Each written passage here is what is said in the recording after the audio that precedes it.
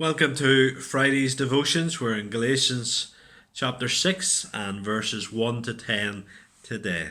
Let's read that together.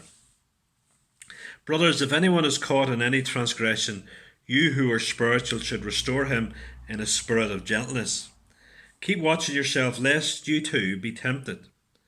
Bear one another's burdens and so fulfill the law of Christ. For if anyone thinks he is something when he's nothing, he deceives himself. But let each one test his own work, and then his reason to boast will be in himself alone, and not in his neighbour. For each one will have to bear his own load. Let the one who is taught the word share all good things with the one who teaches.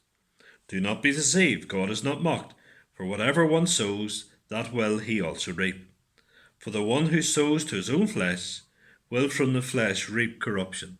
But the one who sows the Spirit will from the Spirit reap eternal life. And let us not grow weary of doing good, for in due season we will reap if we do not give up. So then, if we have opportunity, let us do good to everyone, and especially to those who are of the household of faith.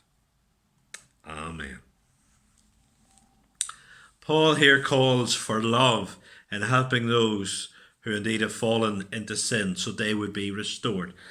And the Christian community is to be a community that is governed by grace, governed by this love to help those who are fallen, giving others a second chance.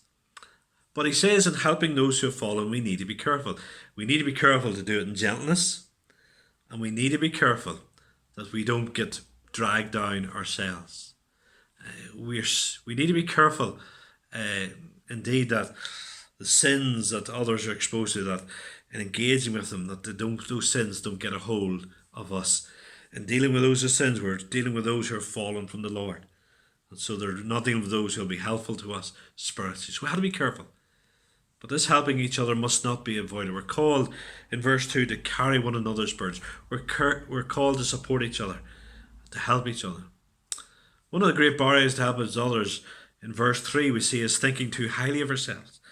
We think we're above others. We're too good to do that, which will cause us to look down on others and means we lose sight of grace. We need to realise what Jesus has done for us, the wonder of his salvation, the wonder of his mercy that has come to us. And when we are aware of that and clear about that, then that will help us to be more gracious in our helping of others. But though to be useful in the church fellowship, we need to look after ourselves. We need to watch ourselves, verse 4. And we need to carry our own burdens when we can in verse 5. There's times where those who just want to, others just to help them, and it's all one-way traffic.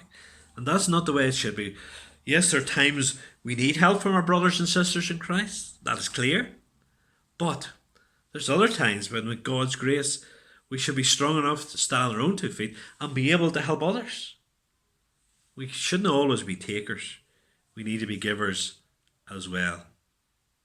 Verse 6, he mentions by sharing with teachers. I think pride is the area here. Some people are coming and thinking they're better than their teachers. I think there's maybe a bit of sarcasm that indeed Paul is talking about here. Paul has come under attack from these folk who come in the church who think they know better than Paul.